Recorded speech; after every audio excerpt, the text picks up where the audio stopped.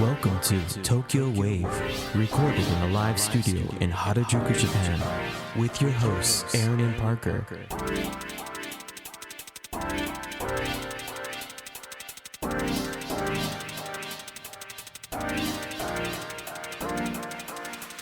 Alright everyone, welcome to episode 106 of Tokyo Wave. We're your hosts Aaron Randall and Parker Allen. Today we are joined by a special guest, Japan Middle East legal beagle, udon shop owner, and hardcore bicyclist Christopher Gunson. On Tokyo Wave, we bring you weekly updates from our studio in Harajuku. Join us in segments featuring this week's top news, political happenings, business, and other random stuff. To get us started, here are this week's top news highlights. Prime Minister Shinzo Abe in cardiac arrest after assassination attempt by lone gunman. This week in Japan. We've only got one news item this week because it is so shocking. Prime Minister Shinzo Abe is in critical condition after an assassination attempt by a lone gunman. NHK News has reported that former Prime Minister Abe was shot at 11:30 a.m. July 8th while giving a speech in Nara City.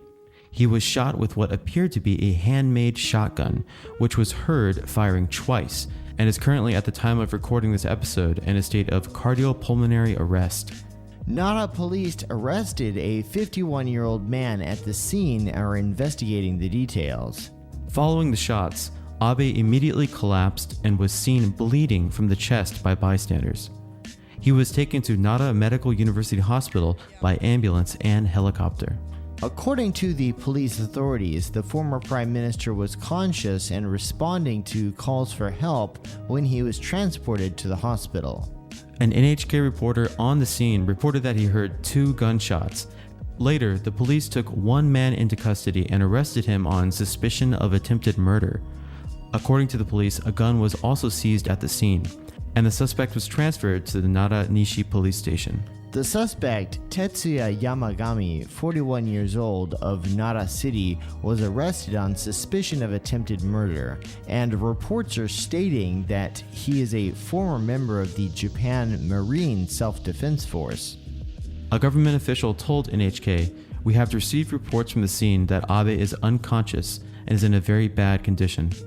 According to a person who was listening to the speech, 2 gunshots were heard about 1 to 2 minutes after Abe's speech started.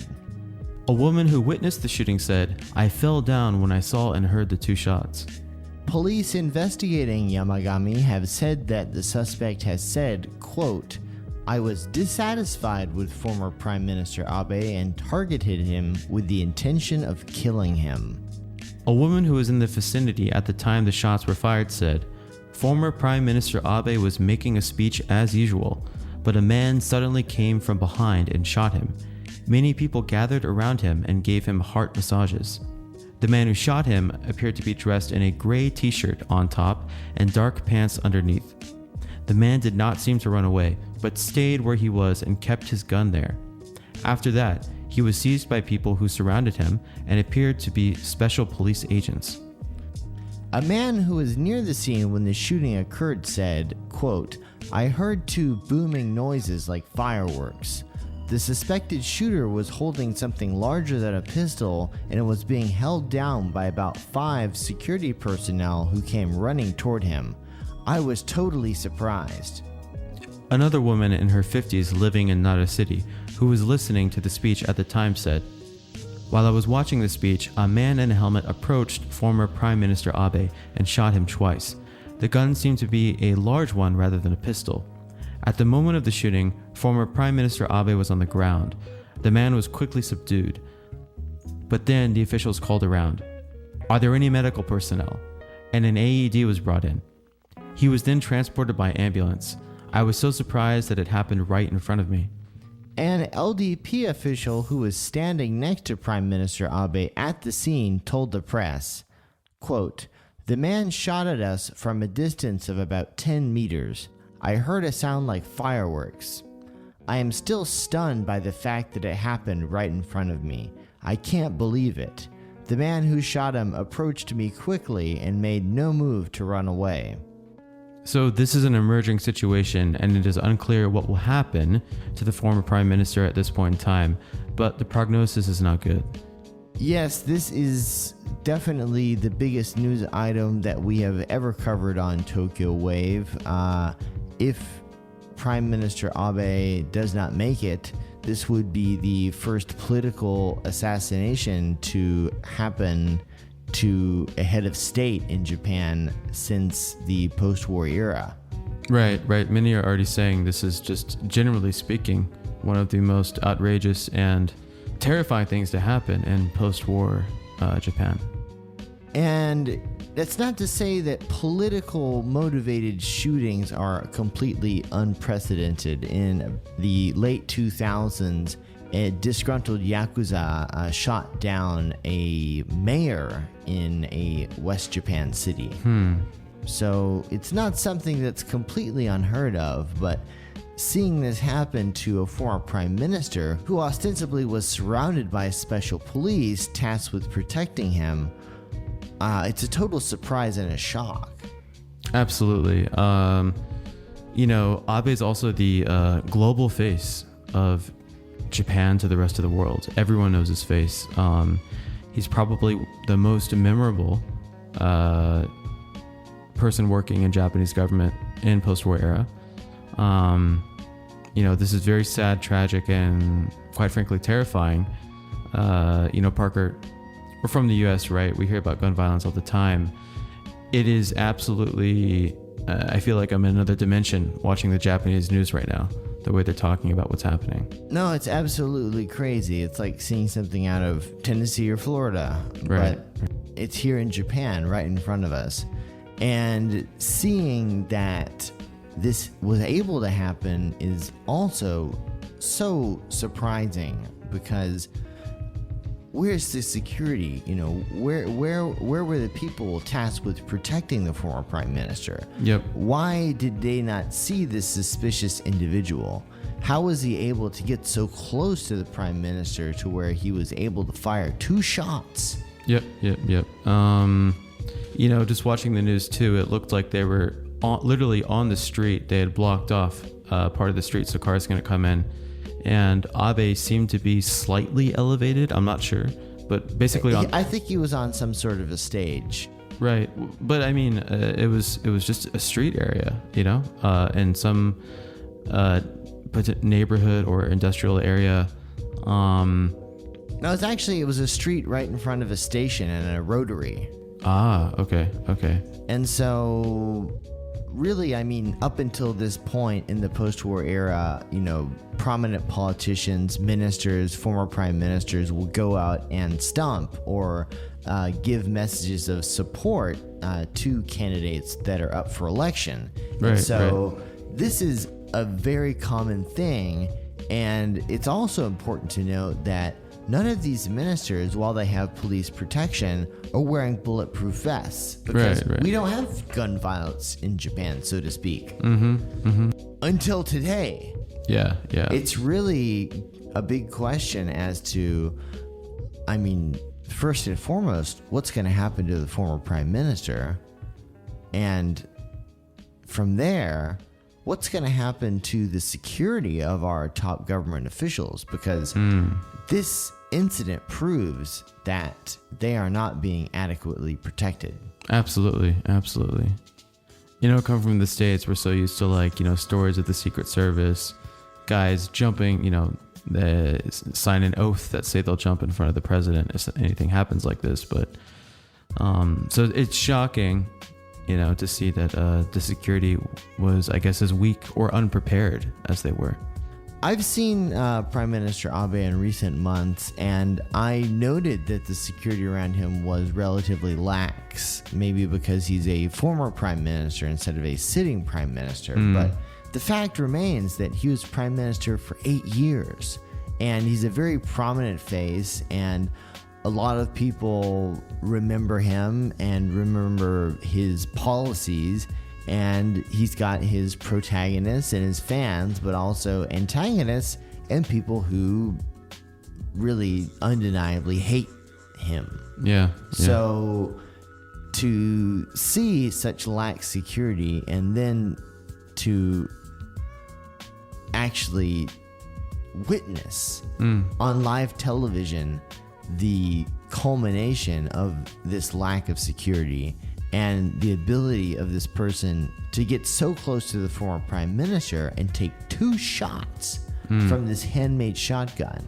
It just absolutely blows my mind. Yeah, we're kind of left speechless. We're going to have to just see what unfolds next and what other information will come out from the news and from the Japanese media. As we're recording this, Prime Minister Fumio Kishida just gave a speech to media at the Kante, which he returned to by helicopter from where he was stumping for the election campaign, which, of course, we have an election coming on Sunday, so all of the ministers were out across Japan stumping for local candidates. They've all been called into Tokyo. He even said, don't even ask me about the election because this is not something that we're thinking about right now. And I don't know about you, but, we were watching the video together. He looked like he was holding back tears. Oh, yeah. Yeah, there was a couple statements coming out from various government officials, and everyone is very emotionally shaken by this, understandably so. And the only glimmer of hope seems to be that it's 3 o'clock now. This happened at 11:30. It sounds like he's still alive, but definitely not in a good condition. Yeah. So by the time you're hearing this, we don't know what the outcome will be, but we're pretty shaken. All right, and coming up next, we have a special interview with Christopher Gunson. Christopher Gunson is a corporate lawyer, udon shop owner, and expert on legal advisory for Japanese firms doing business in the Middle East. Ladies and gentlemen, you're listening to Tokyo Wave. So, as a partner with Dubai-based EMEA, Chris represents numerous multinational companies on all aspects of business in the Middle East region. This work includes commercial transactions, strategic investments, joint ventures, and regulatory compliance. In 2022, Chris was named as a MENA, or Middle East and North Africa, Super 50 lawyer by Reuters Asian Legal Business. Chris is fluent in Japanese, having studied in Kyoto at Ritsumeikan University for 2 years. Today, much of Chris's legal practice involves representing and advising Japanese businesses on matters in the Middle East region. In addition to his corporate and commercial work, Chris conducts substantial work in the oil and gas sector, and he is a frequent author and commentator in news media concerning developments in the oil and gas sector in Abu Dhabi and Iraq. In 2021, Chris founded Maru Udon, Dubai's first restaurant to serve authentic Japanese udon noodles, and also supplies the fresh noodles to other Japanese restaurants. Chris is admitted to the New York Bar Association and received his JD from Rutgers Law School in 2006. Chris, thank you so much for coming on to Tokyo Wave today. Thank you for having me. Yes, thank you so much. And also under such horrific circumstances. Yeah, it's shocking news. It's totally unexpected and it's tragic. So, yeah, it's shocking to read, and we just hope that Abe recovers. Well, let's jump into it. So, Chris, you're based in Dubai now, but you also spend a lot of time in Japan, and you're fluent in Japanese. What's your Japan story? So I first came to Japan at age 12. I happened to be a student at the American Boy Choir School. Regrettably, the school no longer exists, but at the time it was a premier boy choir school. We did tours, and then one of them was to Japan, so I came here at that time. It was very impressionable for me. I really wanted to come back, and so I did, first at age 13 with my dad, came at age 16 for sort of a summer language study, and kept looking for ways to come back. Thought about maybe a gap year, something before university, and I got the Rotary Club scholarship to go to a Japanese public school in Wakayama. So I was there for 1 year between my high school and university days.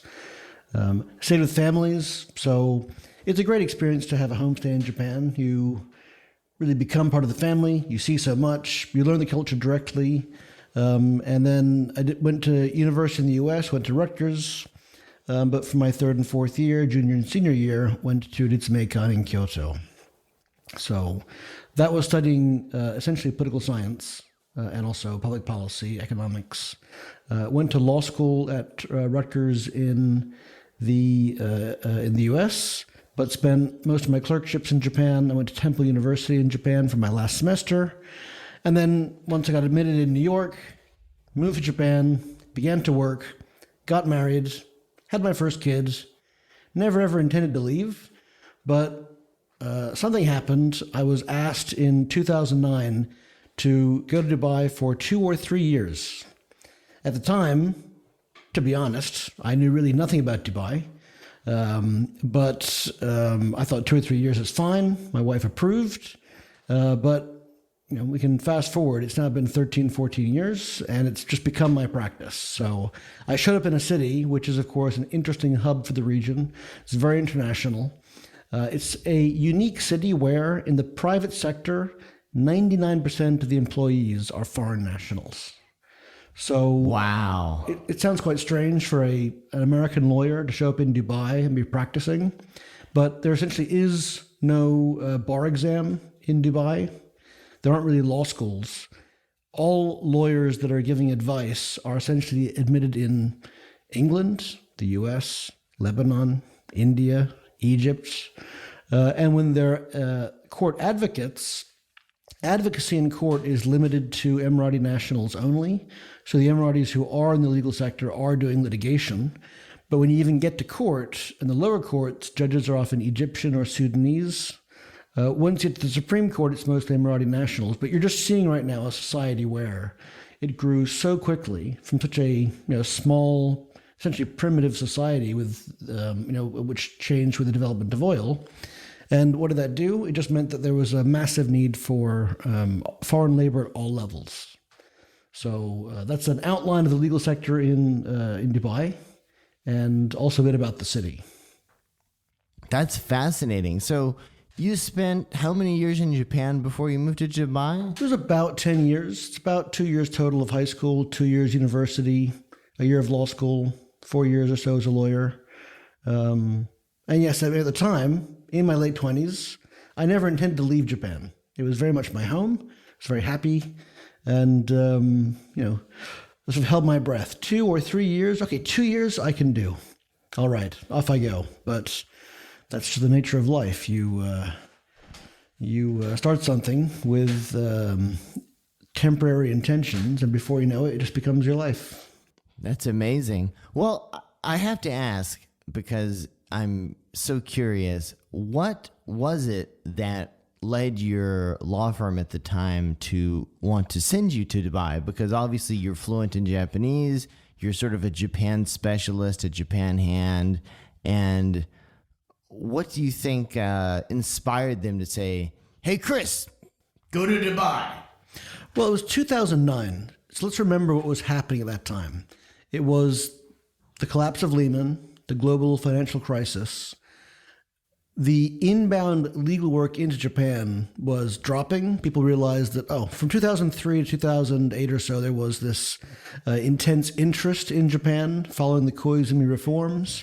People thought that Japan would be more open and coming back. And of course, that happened to a degree, but I think it never came close to the expectations. Many of the practice areas, I think, that were cutting edge became commoditized. There ended up essentially being too many lawyers in Japan. But still, there was a need, I think, for Japanese lawyers to have better legal services for their overseas business. So lawyers who I knew at the time that were doing more inbound work ended up moving to Japanese companies to help them more with their outbound work. And at the time, the firm that I was with, Herbert Smith, it was primarily a firm that represented U.S. or Herbert Smith was primarily a company. I'll just back that up a bit, so we can just cut that. The firm I was with, Herbert Smith, primarily represented Japanese companies on their outbound business. They had at the time put Japanese-speaking lawyers in places like Jakarta, Moscow, Dusseldorf, and yes, just Dubai was the next step in that sort of plan that they were putting into place. So correct me if I'm wrong, but Dubai almost sounds like a dreamland for a entrepreneurial lawyer coming from another country, no? Well, it's a heavily lawyered market. Okay. It's a market where, I mean, it really skirts the line between a developed market and a developed economy and a completely undeveloped, new economy. So, I mean, at the time, the legal system, I think, it was quite undeveloped. It's, of course, changed a lot in the 14 years that I've been there. Yeah, I mean, it's a unique place where looking at it from a place like Japan, London, looking at Dubai from Tokyo, London, New York, it's hard to explain. You really have to go there and feel it. It's a different type of market. Right. That's what I tend to hear from other people who have done business there. And yeah, you just have to kind of go there. Got to go there and check it out. And so, Chris, how did you decide upon entering the legal profession in the first place, taking a step back? And of course, your Japanese ability, of course, I would believe is somehow connected to it. But how did you come to focus on the niche of supporting Japanese firms doing business in the Middle East?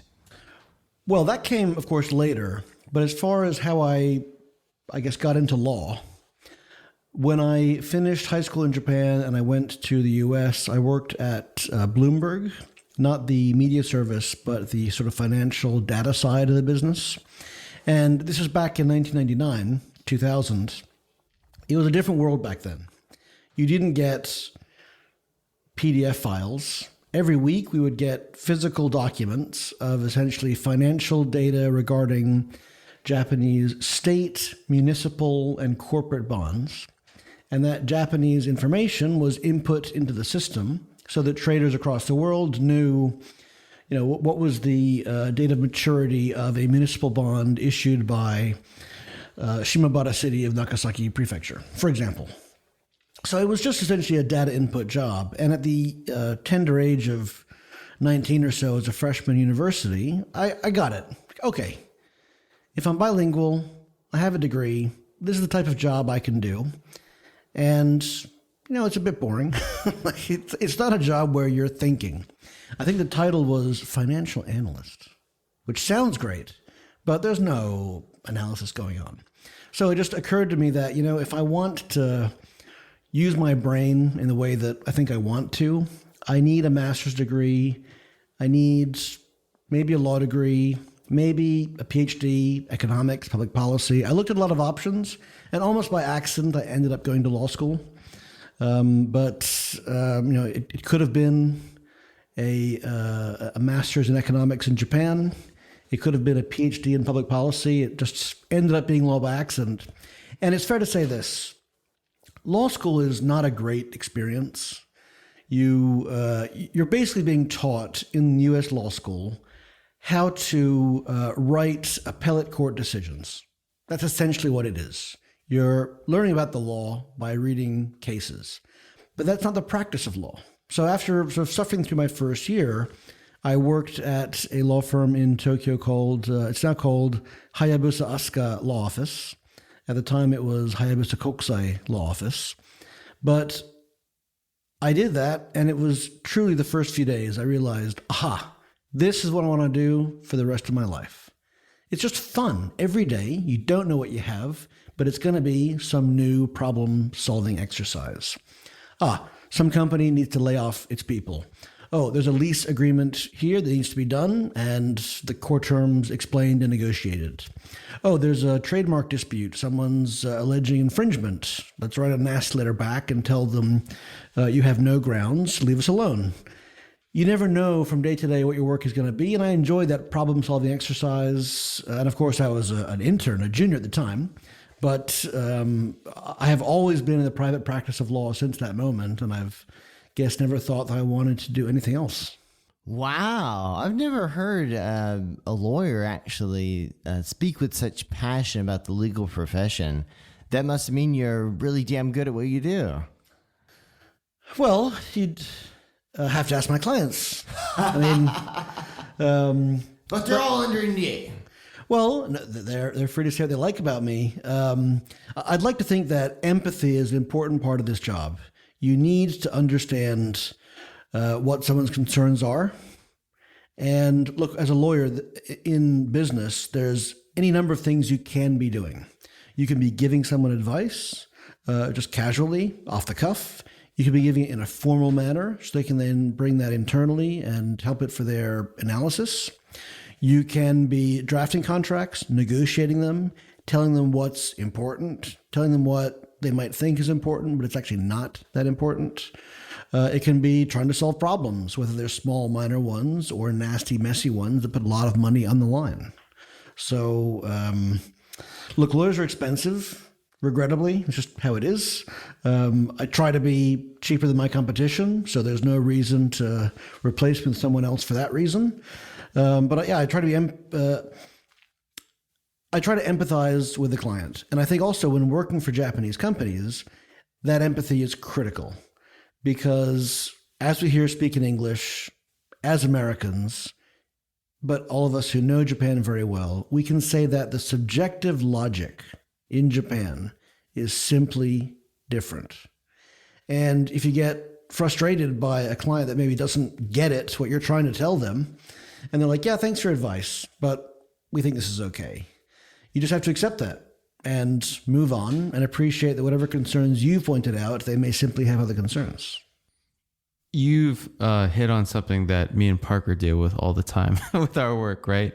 And Parker, we've had lots of conversations about how multinationals and other people that want to do business. Problem solving, baby. Well, and a lot of companies that are trying to get into Japan and aren't used to Japan don't understand what you just pointed out, Chris, that it's the logic is very different here, right? And a lot of people just don't listen to that advice, and they don't really take the time and want to understand it. So there's definitely a big niche there, and being the kind of go-between for like multinationals and local teams here in Japan.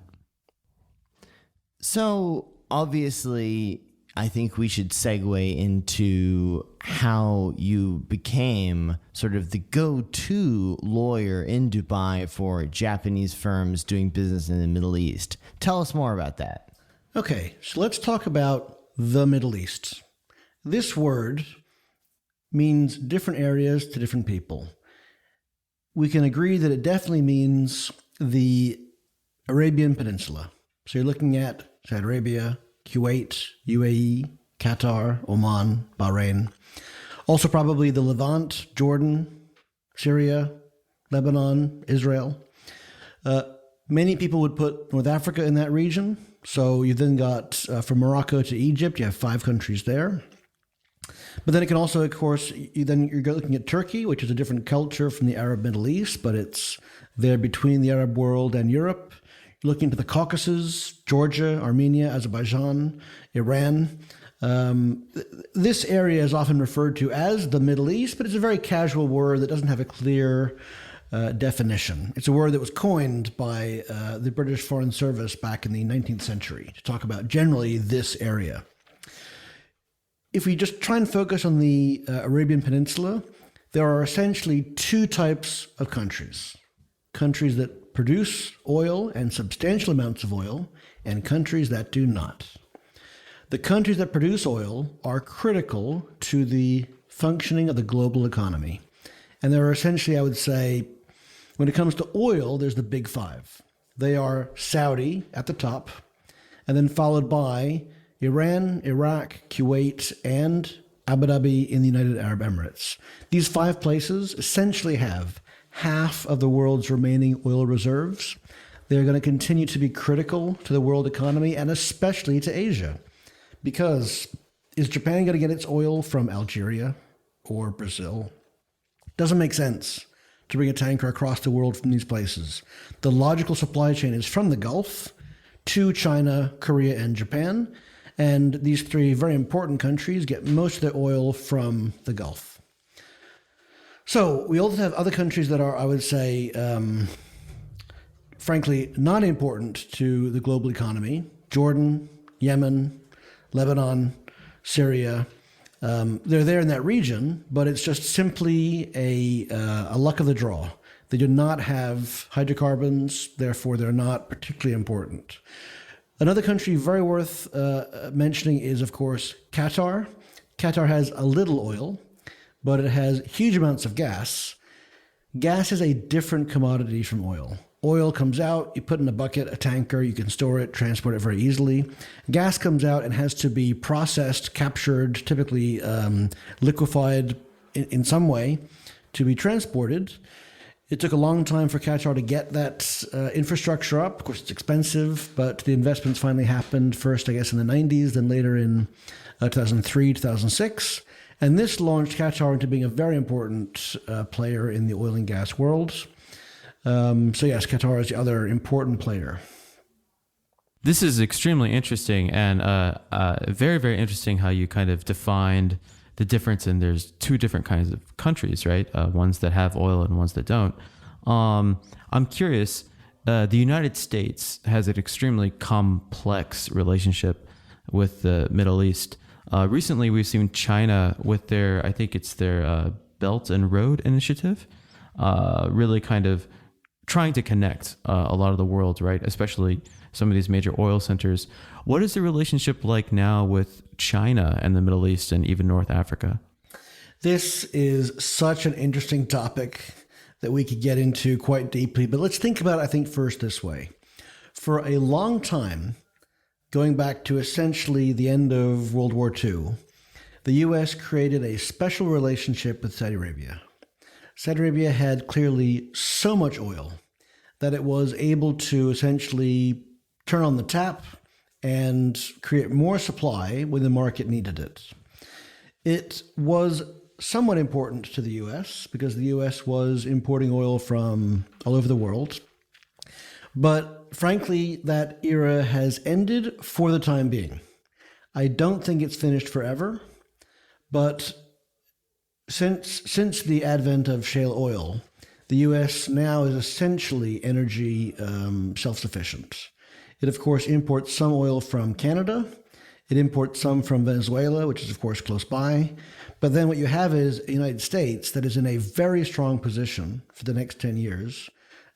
America almost can't lose for the next 10, 20 years economically. It is just secure. It has all the oil and gas that it needs. In fact, it almost has too much gas. We can, gas is an input for fertilizers, many other petrochemicals. Why would you build it anywhere else? You certainly wouldn't choose to build, for example, in Germany, anything that needed gas right now because of the very perilous situation that Germany is, having chosen to depend entirely on Russian gas. You wouldn't build it in East Asia, which is importing gas from the Gulf, essentially. You would do anything in the petrochemical sector in the U.S. So what this means is that the importance of the Middle East has just dropped for the United States. Of course, because the Middle East is so critical to China, Korea, and Japan, for that reason, the U.S. clearly has a major interest in the security situation in the Gulf. But it's indirect. It's not directly for U.S. energy supplies. Now, I would guess that America can't produce shale oil forever. We would anticipate that by 2030, 2040, the U.S. goes back to importing a lot of oil. And then the Gulf states might suddenly become much more important for the U.S. But that's not today. So we're talking about energy, and of course, when we talk about energy in a more broader macro context, lots of people want to talk about renewable energy. They want to talk about solar or wind or some other new type of energy. But the fact of the matter is, oil and gas are still really the majority of our energy mix around the world. That and basically nuclear. So what do you think, knowing what you know about renewable energy, and is it something that is going to change the game, or is it just a bunch of hot air? Well, of that list you gave, don't forget coal. Coal is critically important to the world energy mix, even though people don't like it for understandable reasons, because it puts out so much CO2. But look, there is no magic solution to the world's energy mix. Renewables will slowly, over time, produce more energy. Is it going to replace or disrupt the existing energy mix? No. In the past decade, has there been too much investment in renewables and not enough in conventional fuel? That's clearly the case from what we see right now in global markets. Yeah, I mean, we should not expect too much from renewables. Interesting. Yeah, and I think that this is something that nobody wants to say, because obviously renewables are a sexy topic and everybody wants to talk about the future and moving away from so-called bad forms of energy that create greenhouse gases and kill whales and melt polar ice caps and whatnot. But the reality is that people talk about this while they've got their air conditioner on full blast and they're driving around their big SUV, and they don't really practice what they preach. Well, your words, not mine. I'll let you take responsibility for saying all of that. But yes, I mean, here's one thing that I think would surprise a lot of people. In the year 2000, the energy mix was essentially 65% fossil fuels. Today, it's about 65% fossil fuels. Wow. It would be a great thing if in 10 years it's only 60%. That would suggest real improvement in the capability of what renewables can produce. And one more thing. How much power was the world producing 20 years ago compared to now? Well, it's now producing about 1/3 more than it was producing. So what have we done? We're just burning a lot more coal, essentially in China, but in other parts of the world as well. So it'd be nice to say that we can just transition completely away from fuels that we clearly see are dirty, but it's not going to be easy. Not if we want to preserve this modern society and civilization that we have. On that topic, interesting, you just mentioned kind of a runway for America being energy independent until you said like 2030, 2040. For these oil-rich countries in the Middle East, and given your experience, what kind of runway do they have? Like how because people who are pro-renewable, whatever, are always saying we're going to run out like in 10 years, 20 years. It's all going to end soon. But realistically, like how much do we have left in those areas? Well, it's a great question, because what does it mean to have oil reserves? They tend to talk about the 3 Ps: what's proven, what's probable, and what's possible. So people tend to think of an oil field as just a cavern under the ground that you stick in a straw and you can just suck it out. But that essentially is not how it is. You initially have what we'd call the first stage of oil field development. You drill down and boom, out it comes. There's a lot of pressure. It just gushes out. This requires no technology to develop. I mean, it's almost basic technology that you can use for drilling aquifers. It's the same thing. Second stage is when you're injecting things. You've lost that pressure, but you're going to pump down water or air, CO2, to try and push out more oil from the field. Then you're getting into the third stage, And that's where you're doing anything creative, like inserting things like polymers, fire flooding, actually burning essentially you're burning a sponge and you're sucking out what you can get because of the heat that's generated. And this is, of course, conventional oil. There's been a lot said about shale oil and fracking. I think everyone knows this right now. It's talked about a lot. You drill down, you find the actual shale bed, you have charges that essentially fracture the shale. You then insert water, which has some chemicals to try and open up those cracks, and then you can develop oil and gas. You have to keep on doing that, but because the technology has improved, it's now, it's certainly easy to do for many places at the current prices. A big issue will be, can shale oil be found in many of the places in the world? I don't think we know that yet. We'd like to think that it can be found in places like Asia, China, Europe, but it's simply not known yet. If that happens, we could have oil for another century, and we can get a lot more from our current conventional fuels. If it turns out that only the U.S. has shale oil, if that happens to be the case, we can expect we have about 50 years left from today. You were talking about fracking. Did you say it's explosives that are put down there to kind of like shake it up? Yes. Dynamite! Talking to a lawyer. I'm not an expert in this by any means, but a drill bit goes down. You locate the shale bed through all of your great technology that you have. You then curve and do horizontal drilling into the shale bed.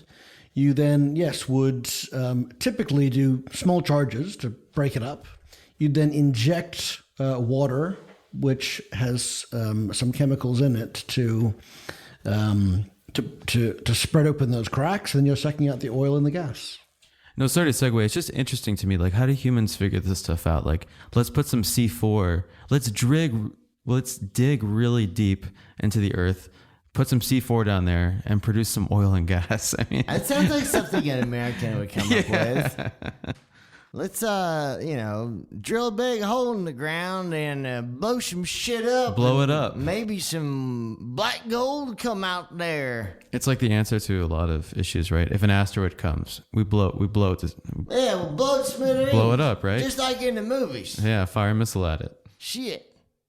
The thing is that, there's just smart people figuring out things that, you might think it's possible in theory, but to actually do it is, I think, very special. And there you go. That's how the U.S. right now is just so lucky, frankly. So that kind of makes another question from my side. Obviously, as a lawyer, you're not an expert on oil and gas. You're an expert on the law.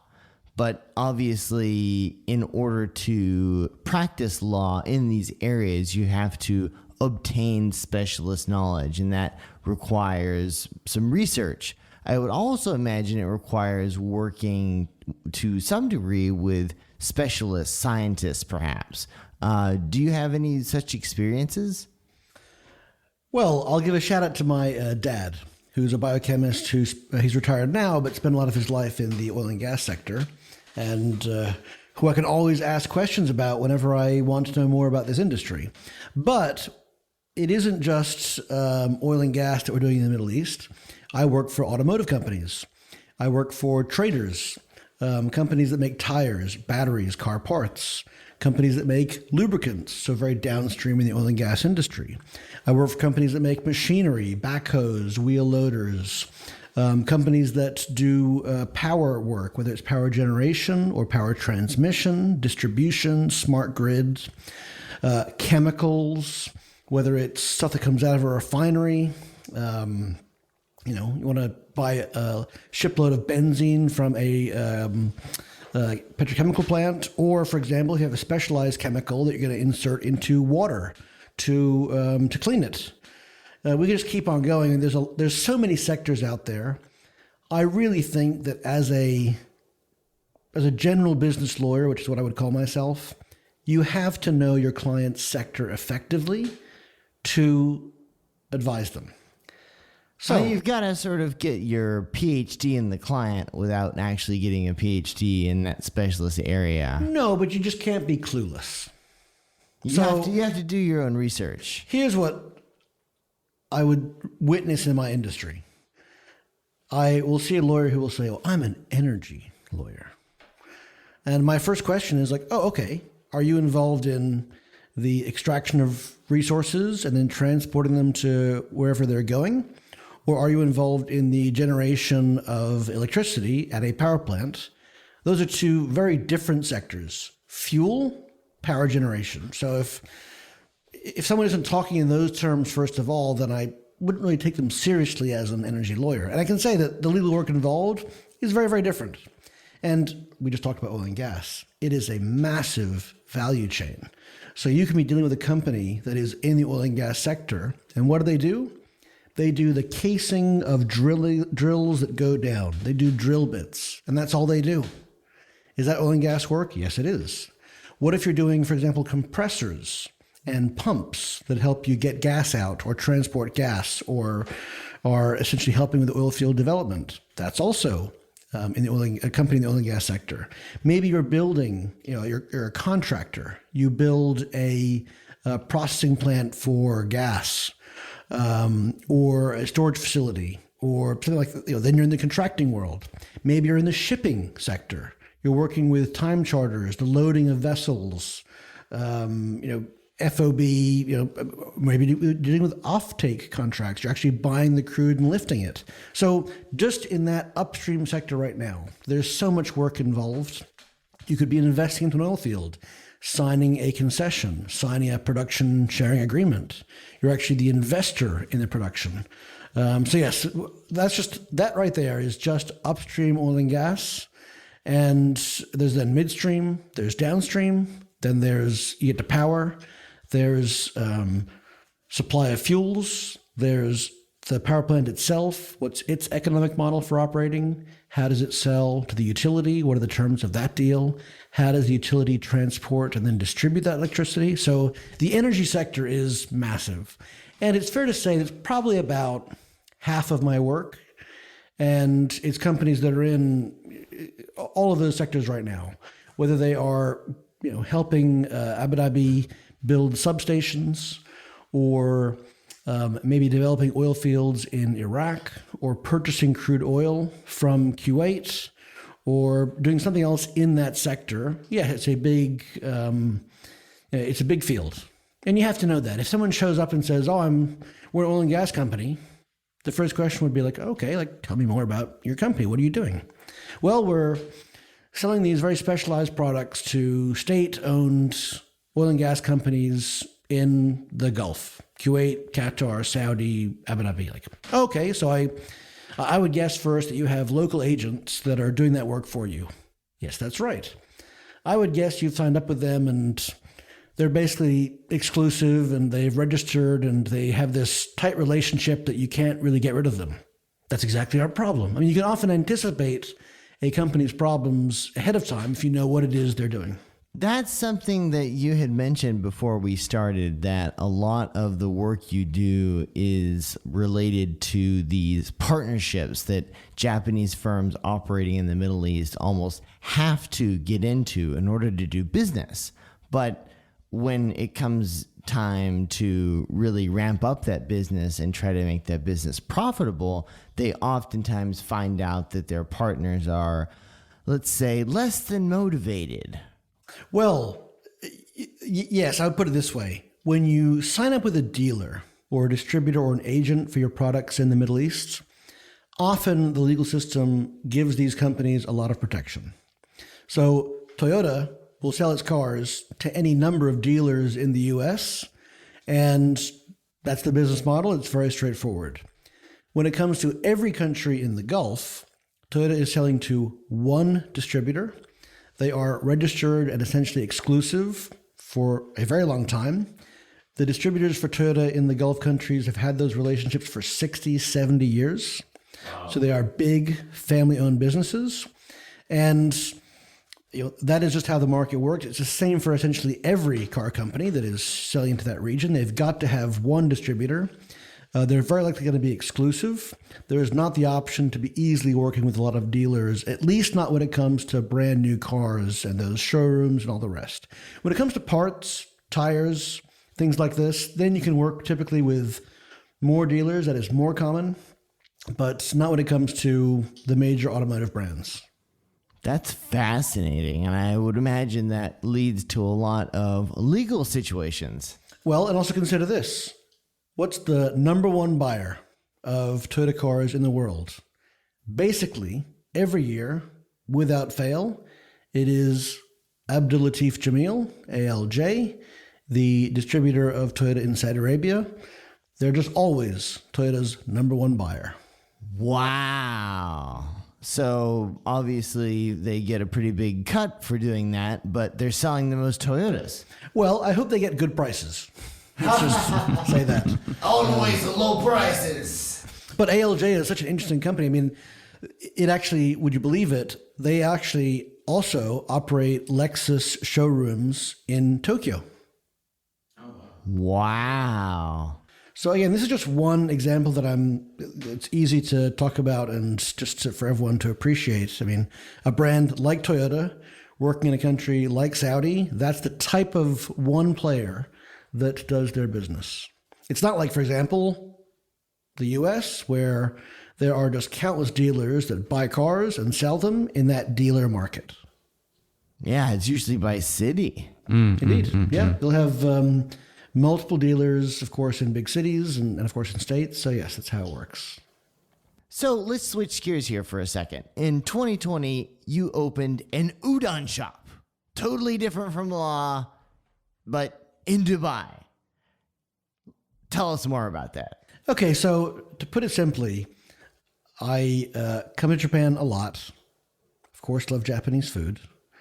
Udon is just a classic fast food in modern Japan. I mean, it typically it's a staple in Japanese restaurants, but udon fast food has really taken off. And I would just ask myself, if I can have this for 300 yen, 400 yen in Tokyo, why can't I have it in Dubai, where these second-rate Japanese restaurants are selling frozen udon that they've imported for the equivalent of about 2,000, 3,000 yen? So it's just flour. It's just water, udon noodles. Can't we do this ourselves? And I learned more about it. And for a while, I just said, I wish someone would do this. But if you do that, think about that for long enough, you'll finally say, well, maybe I can just do it myself. And that's what I've done. Now, I am just the owner and the nominal manager. I have, of course, a great head chef who's Japanese, Hongo Shinya, who was in Dubai for many years before he joined and led our udon restaurant, which is called Maru Udon. We have about 35 staff. And yes, I mean, I'm very hands-off. I just wanted to enjoy this food. I am very much of the school of thought that you hire great people who you trust, and you just let them do what they need to do. I even tell people that Hongo-san, he asks me things all the time, and I just tell him like basically three things.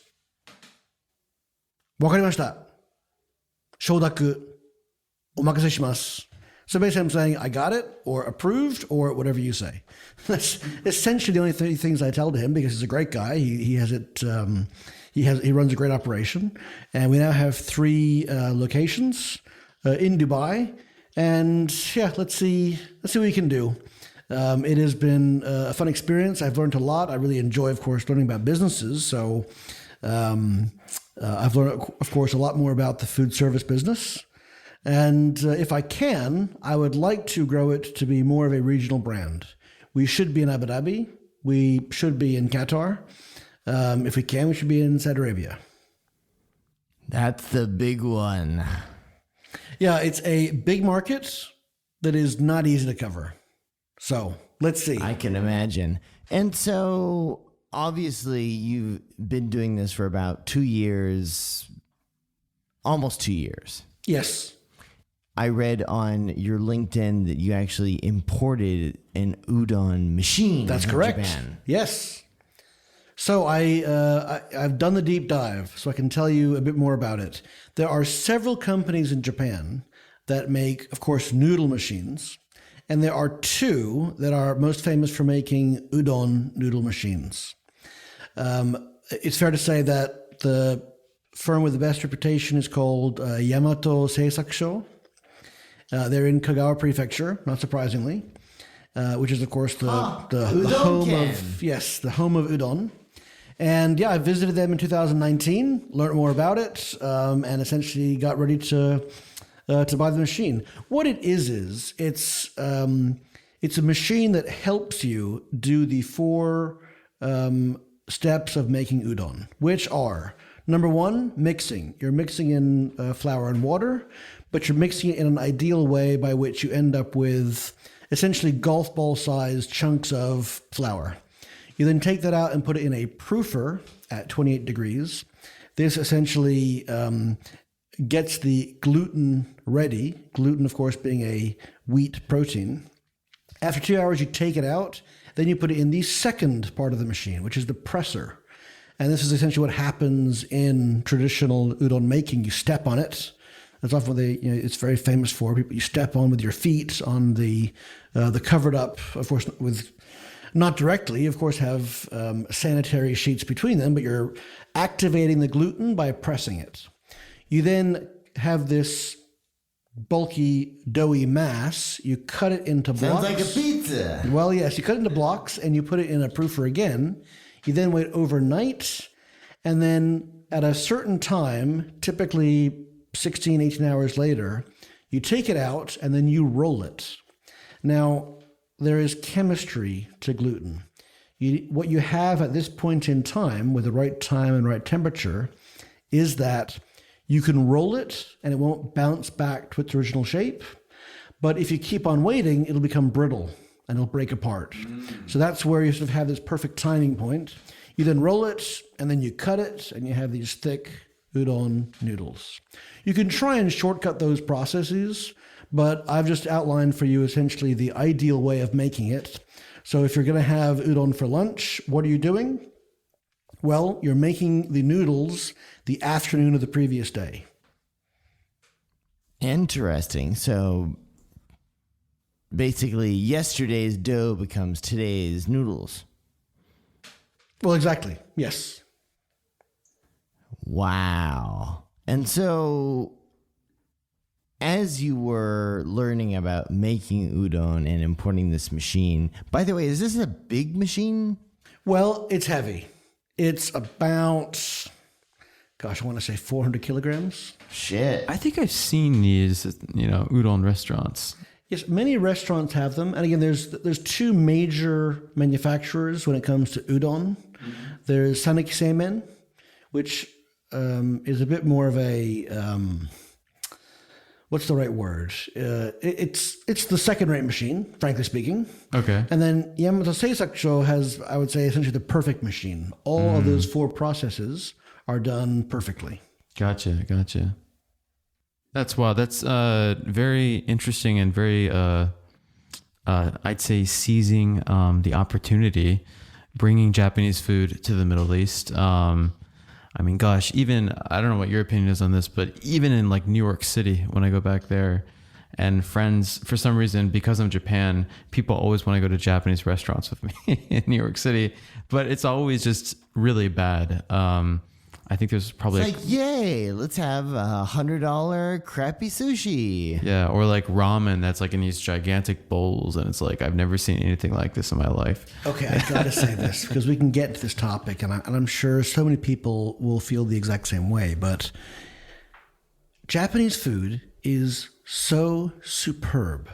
So much work and thought and study and practice has gone into what we enjoy today. There's no need to localize that. There's no need to make it sweeter or bigger. We don't need boiled broccoli in our gyudon beef bowls, right? We don't need chili ramen. There's no chili ramen. Come on. So it's disappointments like this that really drove me to do what I'm doing. And look, I will, when you see me in 20, 30 years, I hope to still be a lawyer doing the same thing that I'm doing now. So this is not a new career for me. It's a side hustle. It's a hobby. But yes, it's that frustration that drove me. You're definitely right. There is a way, or the way, to make Japanese food. And, as much as Japan is criticized for, not changing quickly, kind of keeping in its own ways, for politically or for other things, the food, as you said, is best served if it follows the, original way that it's prepared here in Japan.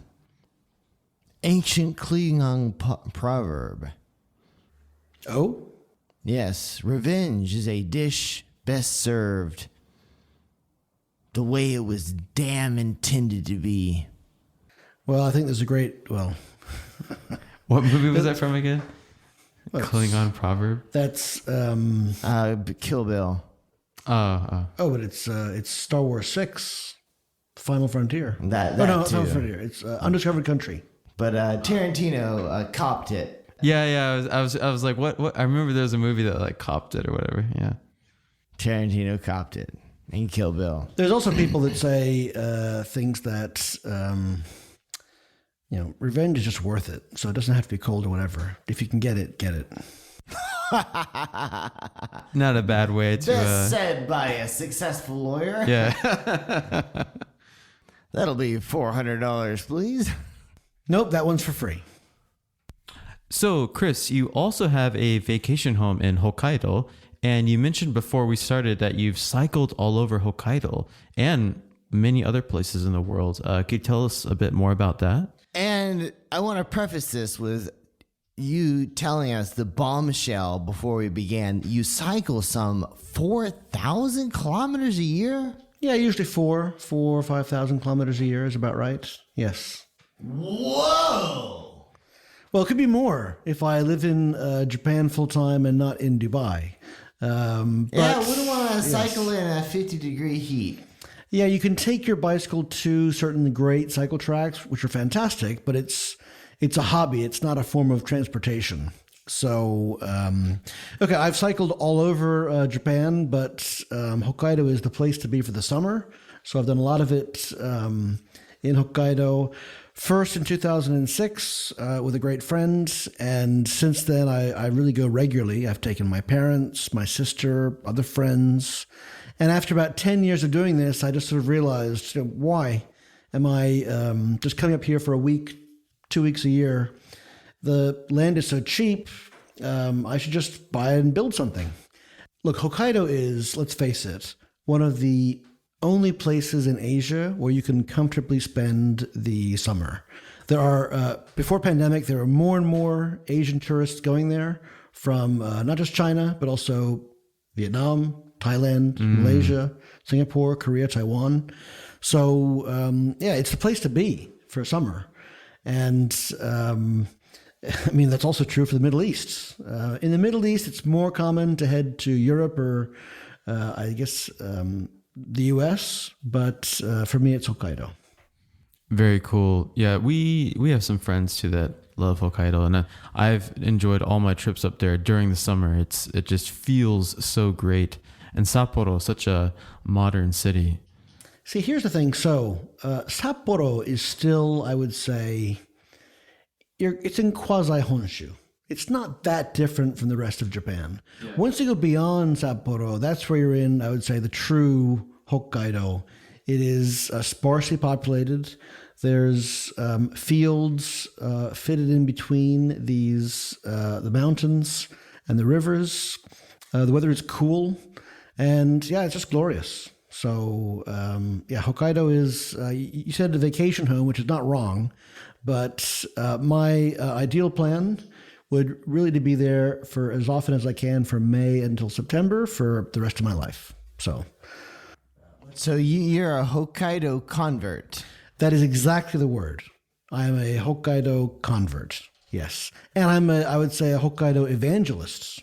Ah, a Hokkaido angelist. Well, yes, why not? Yes. I'll add that to my business card. I like it. when we're talking about Hokkaido, just to talk about Hokkaido itself, I can't not talk about the ridiculous amount of development that's going into Niseko. And a lot of people are saying, it's going to be the next Aspen. It's going to be the next, French Alps. And people are spending lots of money. Lots of Asian money is going into developments. At the same time, though, Japanese people are skeptical about it. I mean, people are saying it's a bubble. People are saying that it's just too much. What's your take on this, being a Hokkaido Angelist? Okay, so Niseko is a few hours away from Chitose Airport, which is Sapporo's airport. It's not that easy to get to. I mean, you fly in. I mean, it's a great airport. There are international flights. But once you're there, you then have to trek to the Niseko area. And from what I hear, I am a casual skier. I have not been to Niseko for skiing. People say it's the best in the world. And the stats would show you that, yes, it is the second most heavily snowed area of Hokkaido. So there is every day fresh powder, and people do come from all over the world to enjoy that skiing. But Hokkaido is a big place. My home is nowhere near Niseko. Niseko probably is overpriced. There are places in Hokkaido, but if you want to go and find your place in Hokkaido, you can really, you've got so many choices. I think that the area that I'm in, the Asakawa, BA, Furano area, I think this is great because the airport is fantastic. There are usually 6 to 8 flights a day from Tokyo to there on JAL, ANA, and Airdo. My home is, an hour cycle ride from the airport or a 20-minute drive. Nice. And, people in Tokyo, there's this love for places like Karuizawa, which is the classic vacation area. But I think it's had its day. And, it's an hour and a half to get to Karuizawa, and it's very crowded. It's essentially, it's an hour and a half to fly to Asakawa, and I can go in a few hours from Tokyo to my home. And it's, the glory of being empty. So. Fascinating. Well, obviously, you are an avid cyclist, and 4,000 kilometers a year, that's more than some people drive. So how did you get into cycling in the first place, and what led you to create these lofty goals of cycling such a frequent amount? Okay, so cycling it's accessible. I have gone on a trip from the city of Vienna in Austria to the city of Budapest in Hungary through Slovakia along the Danube River. This is a 350-kilometer ride. I most recently did this with 6 people, the oldest being my, 74-year-old mom, and the youngest being my 8-year-old son. So if they can do it, you think you can't? Anyone can really do this ride. And it's just a great way to get exercise, enjoy the scenery. You of course can eat and drink with a bit less guilt. What does it not have? It's good for your mental health. It's good for your physical health. It's been, my key hobby for almost 20 years. I got into, when I went to high school in Japan, I commuted by bicycle. I was a cyclist casually in the U.S. before that. I cycled in university. I was never very serious until really my first trip in Hokkaido in 2006. Then I've really now done, of Japan's 47 prefectures, I've cycled in 44 of them. I've cycled to about 30 countries. If I'm honest, I really had to see all of Japan before I had the courage to leave Japan. Japan is so convenient for cyclists. There are great restaurants, onsens, hotels all over the country. The roads are great. The drivers are polite. But in 2016, I began to cycle Europe. And yes, now I've really done it all over. So yes. When you cycle, do you have a pretty serious, expensive road bike, or do you use something standard, or? Well, at this point, I mean, I've gone through many bicycles, but at this point, I would say I have one of the world's best bikes. So I have, for my travels in Europe, a titanium frame bike that can be disassembled and then therefore packed up quite easily. But of course, once you put it together, it's titanium, so it's strong and light and comfortable. And that's what I've used to cycle really across Europe in my recent years. But I've also taken it around Japan, through Kyushu. So yes, once you really find your hobby, yeah, I mean, you want to spend money to have the best thing you can get. Absolutely. I have a much more expensive and ridiculous hobby of antique cars, so I feel you, brah. Yeah, but for me, I'm a guy that doesn't like things. Things don't interest me, but I like experiences. So I like great food. I love travel. I love cycling, and don't own a watch. My car is, I don't know, normal. I can't get excited about things, but I can get excited about doing things like finally getting to Baghdad later this year, right? Traveling to... You're excited about going to Baghdad? Oh, I can't wait. Yes, I've been waiting to go for a while. Are you going to buy a bulletproof vest? No, those days are long gone. I mean, I've been to Erbil in the north many times. More times... it must have been more than 10 times now. I've taken my father to Erbil. I've taken my oldest son to Erbil when he was 11. It is not the Iraq that you see in the news. The North has been safe for at least 15 years. Baghdad, I mean, you never hear it in the news anymore. And yes, I mean, it is now a safe place.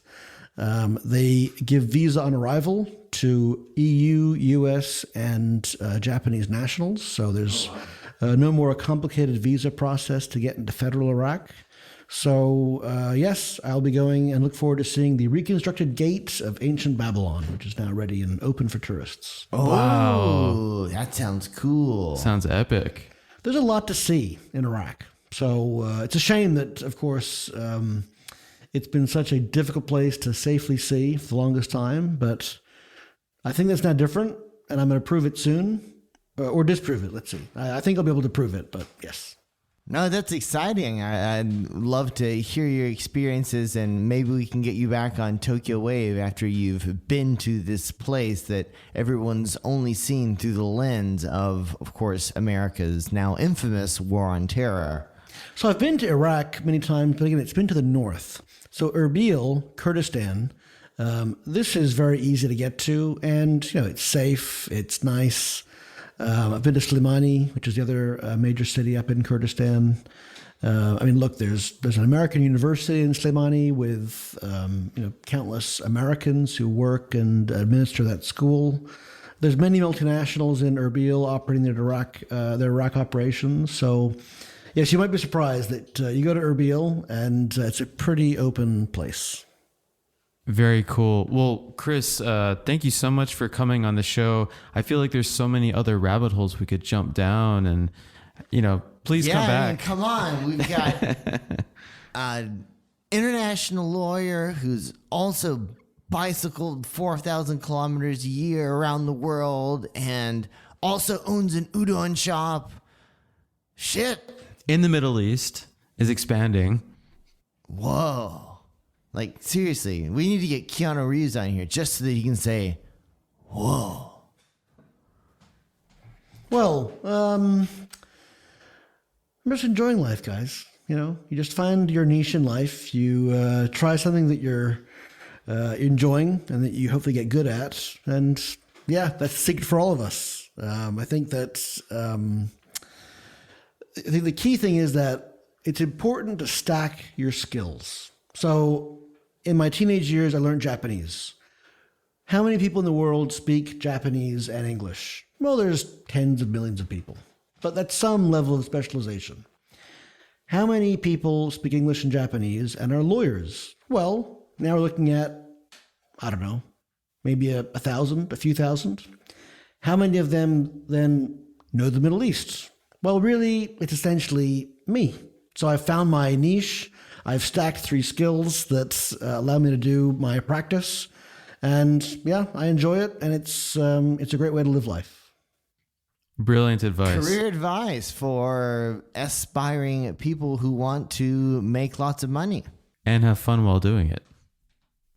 Hey listeners, that's right, you listener right there. Who do you think should be our next guest on Tokyo Wave? Let us know. Drop us a line at wave@tokyowave.jp. We hope you enjoyed Tokyo Wave. If you haven't already, you can subscribe to our podcast on Apple Podcasts, Spotify, SoundCloud, and YouTube. Join us again next week on Tokyo Wave.